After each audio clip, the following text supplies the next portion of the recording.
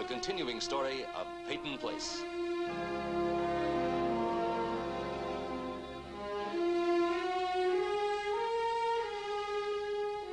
Starring Dorothy Malone as Constance Mackenzie, Ed Nelson as Michael Rossi, Ryan O'Neill as Rodney Harrington, Barbara Parkins as Betty Anderson, Tim O'Connor as Elliott Carson, Christopher Connolly as Norman Harrington, Patricia Morrow as Rita Harrington, James Douglas as Stephen Cord.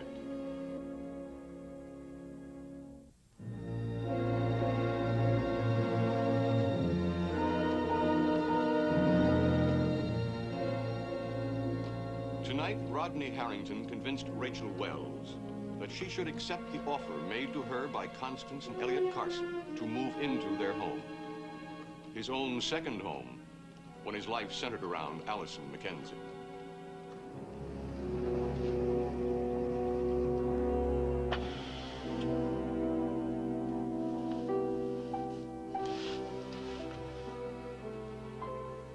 Are you thinking about Allison? We used to spend a lot of time here, talking. What did you talk about? Ourselves, mostly. You liked her a lot, didn't you? Well, opposites attract, I guess. Yes, a lot. Why did you let her go, then? What am I doing, bringing up all this ancient history for? Well, maybe because you want me to talk about Allison because you think I know something. You want me to be your friend so that I'll talk to you and tell you everything I know. It's not true. But I don't know anything. Don't worry. Mr. Carson doesn't believe me either. Let's go in.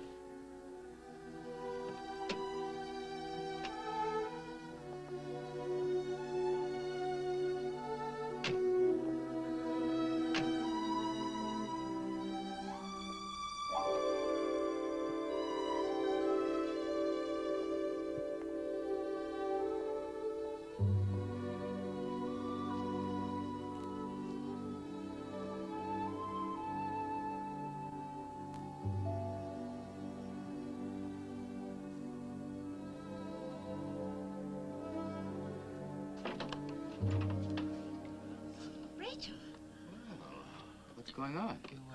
You said you wanted her to go to work for you? Well, we certainly do. Absolutely. Come in. Mr. Carson. Well, aren't you coming in, Ralph? No, thank you. I've got to go.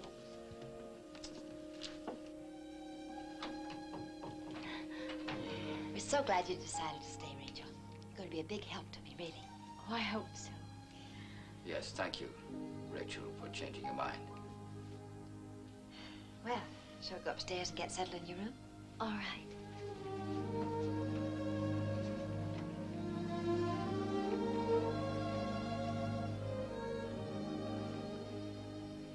Elliott keeps it like a hothouse up here.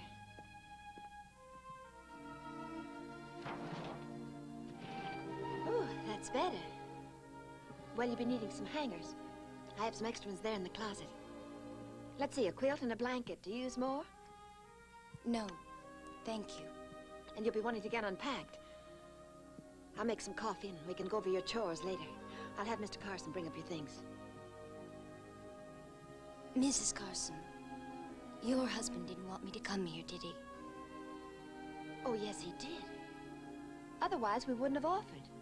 Well, I didn't think he did when he asked me, and that's why I said no at first. Oh, Rachel. Mr. Carson likes you very much. He's very anxious you'll be happy here. He doesn't mind my staying in Allison's room. He's convinced that Allison's coming back, and so am I. But then we'll make other arrangements. For now, it's your room.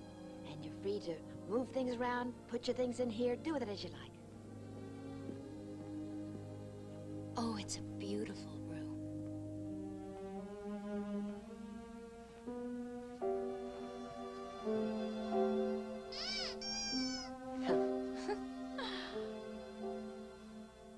Did Allison choose the colors?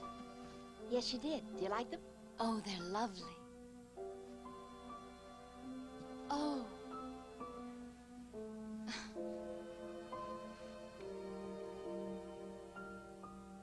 You know, I can tell a little bit about Allison from this room. She was quiet, and she liked to be by herself.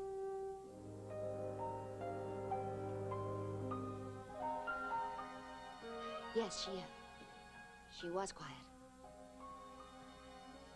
I guess I'm not. I always say and I always do the wrong things. You know, my aunt's china would break if I just looked at it. Takes more than knowing how to decorate a room to be a woman or a lady. That's not what my Aunt Lucy used to say. She always said that you could tell a lady by the way she walked, the way she talked, and by the cut of her curtain. Well, there's a little bit more to it than that. What? Oh, your character, your ideals, the things you love. You know, my mother was a lady. And if she'd lived, maybe I'd have learned. Thank you for everything. Well, I'd better get that coffee started. I'll call you when it's ready. Welcome, Rachel.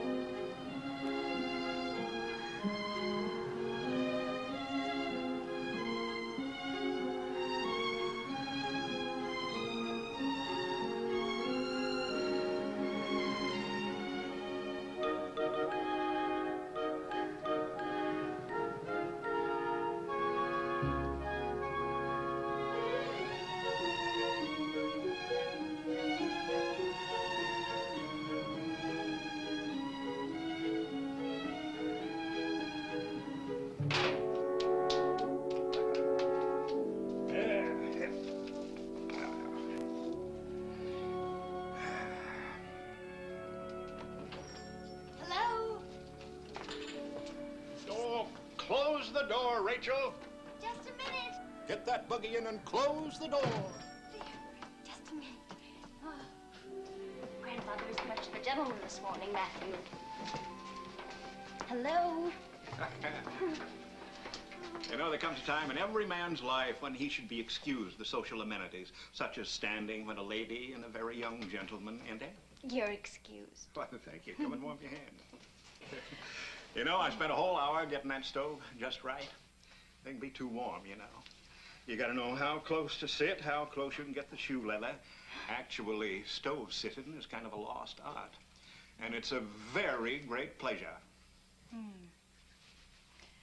Okay. I have one for you. Oh, you have, huh? Mm-hmm. Well, shoot. Okay.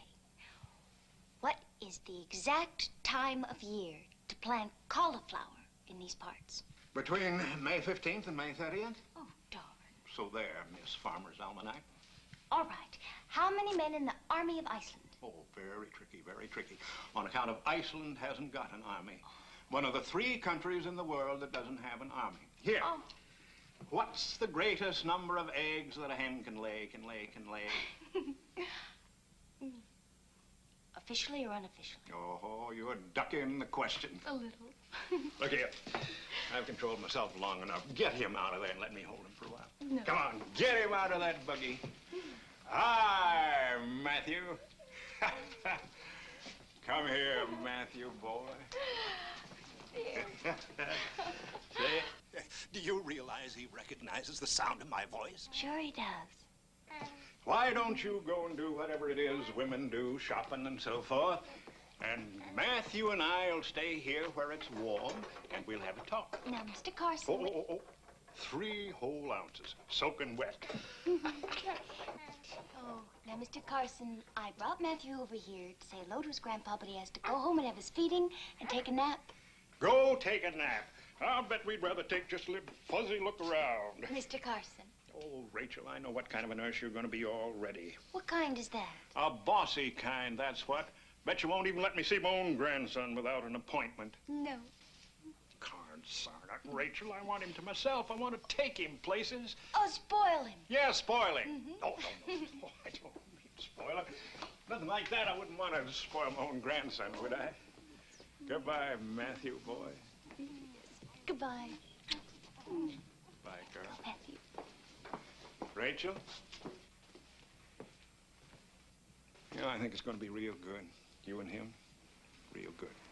I hope so. Thank you. Bye.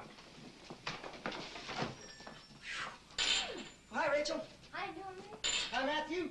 Hi, Norman. Hi, Mr. Carson. Norman, come and try the fire. Okie doke. Whew. Sure is cold out there. Yeah.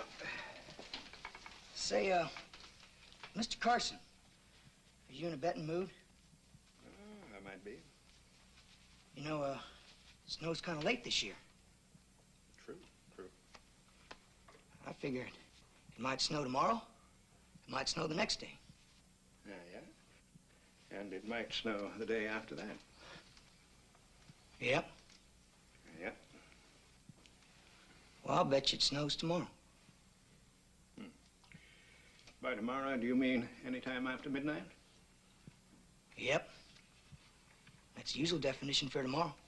Oh, yeah. In that case, I'll have to go outside, leave the stove, test the air, and make a few scientific observations. Now, Mr. Carson, you're not going to use that science to get out of the bed, are you? No. Just going to make a few scientific observations. Aha! Come from a long line of cloud watchers. Oh, yeah?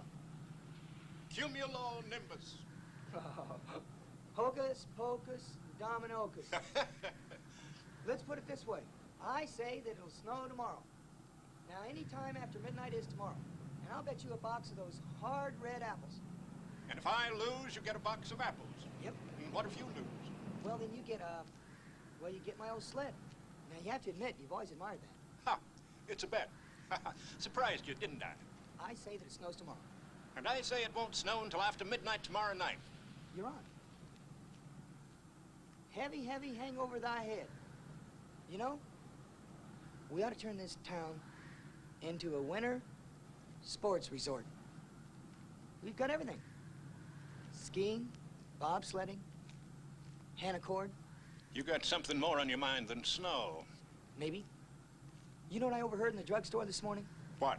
Quote, "The fire at the Peyton house was an omen, a token of God's wrath for the way that family's lived," unquote. It sounds like Mrs. Warner. It was. Well, you're not going to take her seriously. You've always been able to laugh something like this off. Yeah, that was before. Before what happened in court? Listen to me. Your mother was just as fit mentally as you or me. Maybe as you. You don't believe that this sort of thing is handed on from generation to generation? That's an old wives' tale, and you know it. Sure, I know it. But there's nothing in the books to disprove it. I'm not a professor, so I don't care what the books say. You and your brother are two of the finest young men that I know. I just wish that the world were filled with fine young men like you. Thanks for the testimonial, Mr. Carson. I know it's the thought that counts.